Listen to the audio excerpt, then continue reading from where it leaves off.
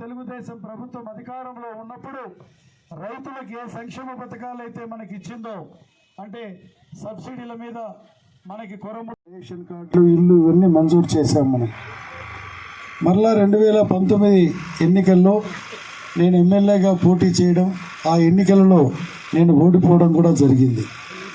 14లో గెలిచిన, 19లో ఓడిపోయినా నేను మీ సేవకుడిగా మీకు సేవ చేసుకున్నాను. నేను ఈరోజు 2019లో నా మీద గెలిచినటువంటి శాసనసభ్యులు ఇప్పుడు ఎక్కడ ఉన్నారు? ఆయన ఎక్కడ ఉన్నారు? ఆయన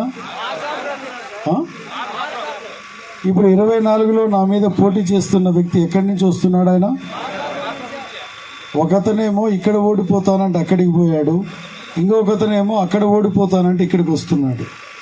నేను ఒక మాట అడుగుతున్నాను మిమ్మల్ని, నేను మన ఇంటి దగ్గర ఉన్నటువంటి చెత్తని, కసువుని పక్కింటి ముందుకి నెట్టితే అదేమన్నా బంగారం అవుతుందా? కసువే అవుతుంది కదా అది.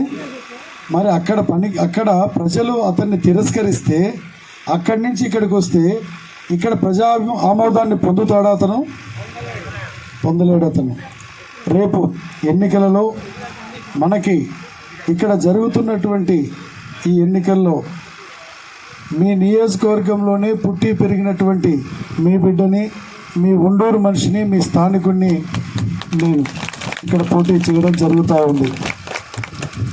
రేపు మనకి తెలుగుదేశం ప్రభుత్వం అధికారంలోకి వస్తే 18 సంవత్సరాల వయసు నుండి 60 సంవత్సరాల లోపు వయసున్న మహిళలకి నెలకు 1500 రూపాయలు ఇవ్వబోతుంది మన ప్రభుత్వం.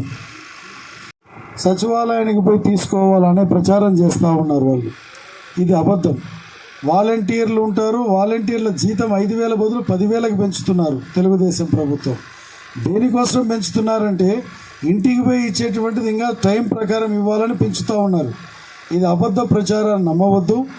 పెన్షన్లు తీసుకునే వాళ్ళకి ఇంటి దగ్గరికే వచ్చి పెన్షన్స్ ఇస్తారు. రేపు తెలుగుదేశం ప్రభుత్వంలో కూడా వాలంటీర్లు కూడా ఉంటున్నారని తెలియజేస్తూ, మరిన్ని వీడియోస్ కోసం ఛానల్ ని సబ్స్క్రైబ్ చేయండి. లేటెస్ట్ అప్డేట్స్ కోసం వాట్సాప్ ఛానల్ ని ఫాలో చేయండి.